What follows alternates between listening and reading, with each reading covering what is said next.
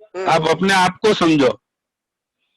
लेकिन वो जो डिपेंडेड आज तक रहे, क्योंकि कहीं ना कहीं महाराज साहब बोलते हैं इतना उपवास करो तो आप मोक्ष में जाओगे, धीरे धीरे ये होगा, क्योंकि काफी सालों से यही सुनते आ रहे हैं। अब आपने कुछ नया सीखा है, उसमें डाउट होके होके भरोसा होता है।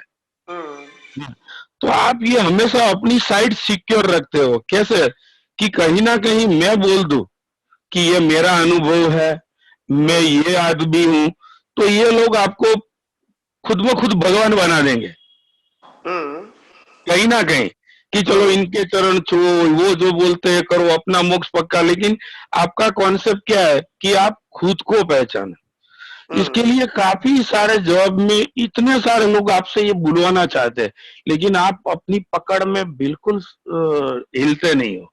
तो उनको ये दर्शन करना है कि ये जो गुरु महाराज है, कि जो भी आपकी श्रद्धा में उसने जो भी लोगों ने आपको जो भी टाइटल दिए है, तो वो उनको दर्शन करना जरूरी है कि ये कभी हिलते नहीं है ये बयान में। तो खुद ब खुद दशा से डिग्री का पता चल जाता है। बस ये सब सुनेंगे ही। और मेरा प्रश्न मैं ये जानना चाहता हूँ कि जैसे आप एक जनरेटर हो, आपकी कुछ ना कुछ जो भी डिग्रियां है, जहां तक आपकी आत्मा खुली है, जब तक आपके साथ है, तब तक हम लोग कुछ ना कुछ महसूस करते हैं, सब लोग अपनी अपनी तरफ से। अब प्रश्न ये है कि जैसे इस जन्म में मेरे को 55 हुए, उसके बाद आपके दर्शन मिले, आपकी बातों समझी, काफी कुछ समझ लिया, बराबर है। अब जैसे नेक्स्ट बर्थ में आप बोलते हो अपने आप आदमी मिलेगा, ओपनर मिलेगा। तो मैं ये समझता हूँ वो सही है या नहीं, कि जैसे आप ये उम्र के बाद हमको ओपनर के रूप में मिले, अब हम लोगों ने जो भी डेवलपमेंट किया है उसके आधार में नेक्स्ट बर्थ मिलेगा।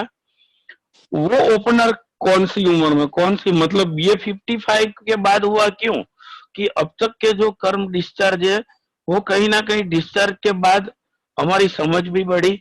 अब पुराने कर्म को इस तरह जो 55 बीत गया उसमें से काफी कर्म है, लेकिन याद एक दो ही आते।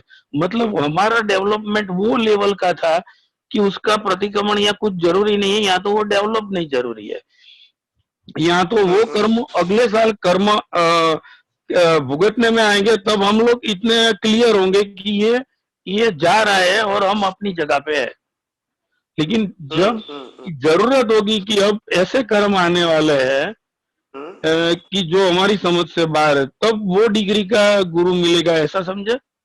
हाँ, मतलब कुदरत का कानून क्या है कि अगर आपने अनुभवी पुरुष के भी डिमांड किया है, उसके साथ भौतिक संजोगों को भी डिमांड किया है, तो भौतिक संजोगों की डिमांड अगर ज्यादा होगी तो आपको बहुत थोड़े समय के लिए अनुभवी मिलेंगे। और अगर आपको भौतिक चीजों का इंटरेस्ट पुरुषार्थ में कम होगा और आत्मा के अनुभव का इंटरेस्ट ज्यादा होगा, तो आपको छोटी उम्र में अनुभवी ज्ञानी पुरुष मिल सकते हैं। वो आपके ऊपर डिपेंड है। लेकिन अभी देखो, आप ये तो हमको समझा ही नहीं रहे हो कि आप अनुभवी मिले, वो कल्पना कीजिए और उसका रिक्वेस्ट रखिए, बराबर है। तो अगले जन्म में वो जल्दी से जल्दी ओपनर मिलेगा। और एक बात यह है कि जो आज तक हम लोग जो हमारे धर्म गुरु में जाते हैं, उपाश्रय वगैरह, वो देखो वो आप बोलते हो वो भी हम मानते हैं, लेकिन वो गुरु जी ने हमको सिखाया क्या कि आप ये उपवास करो, ये प्रतिक्रमण करो, इतना ये उपवास करोगे। लेकिन हमारे मन में उन लोगों ने भाव क्या डाले कि इनसे ही तुम्हारा मोक्ष होगा धीरे धीरे। तो हमारा डिमांड तो मोक्ष का ही था, भले उन्होंने जो रास्ता बताया वो हमने, क्योंकि हम तो अनजान थे, तो उनको फॉलो किया। आज आपकी बात सही लगती है तो अब से आपको फॉलो कर दे। मतलब हमारा रिक्वायरमेंट तो कॉमन ही था, गुरु ही हमको अलग अलग मिले। बराबर बराबर बराबर। तो जहां तक रास्ता सही होता है मगर रास्ता दिखाने वाला सही नहीं मिलता है, वहां तक हमारी मंजिल की ओर जाना हमारे लिए दुष्कर हो जाता है। वो भी मेरे मगज में बैठता है कि हमारी रिक्वायरमेंट सही थी तो सही गुरु मिल गए, बाकी का भूल जाओ। बराबर है ना। बराबर बराबर। चलो, थैंक यू। जय सच्चिदानंद। प्रार्थना करते हैं। हे अंतर्यामी परमात्मा, हे अंतर्यामी परमात्मा, आप हरेक जीव के अंदर विराजमान है। आप हरेक जीव के अंदर विराजमान है। वैसे मुझ में भी विराजमान है। वैसे मुझ में भी विराजमान है। आपका स्वरूप, आपका स्वरूप वो ही मेरा स्वरूप है। वो ही मेरा स्वरूप है। मेरा स्वरूप, मेरा स्वरूप शुद्ध आत्मा है। शुद्ध आत्मा है। हे शुद्धात्मा भगवान, हे शुद्धात्मा भगवान, मैं आपको अभेद भाव से, मैं आपको अभेद भाव से अत्यंत भक्ति पूर्वक, अत्यंत भक्ति पूर्वक नमस्कार करता हूँ। नमस्कार करता हूँ। अज्ञानता के वश, अज्ञानता के वश मैंने जो जो दोष किए हैं, मैंने जो जो दोष किए हैं, वो सभी दोषों को, वो सभी दोषों को आपके समक्ष, आपके समक्ष जाहिर करता हूँ। जाहिर करता हूँ। उनके लिए हृदय से क्षमा याचना चाहता हूँ। क्षमा याचना चाहता हूँ। हे प्रभु, हे प्रभु, मुझे क्षमा करे, क्षमा करे, क्षमा करे। मुझे क्षमा करे, क्षमा करे, क्षमा करे। और बार बार ऐसी गलतियां न करूं। और बार बार ऐसी गलतियां न करूं। ऐसी आप मुझे शक्ति प्रदान करें। ऐसी आप मुझे शक्ति प्रदान करें। हे शुद्धात्मा भगवान, हे शुद्धात्मा भगवान, आप ऐसी कृपा करें कि, आप ऐसी कृपा करें कि हम में से भेदभाव निकल जाए, हम में से भेदभाव निकल जाए और अभेद स्वरूप प्राप्त हो। और अभेद स्वरूप प्राप्त हो। आप और हम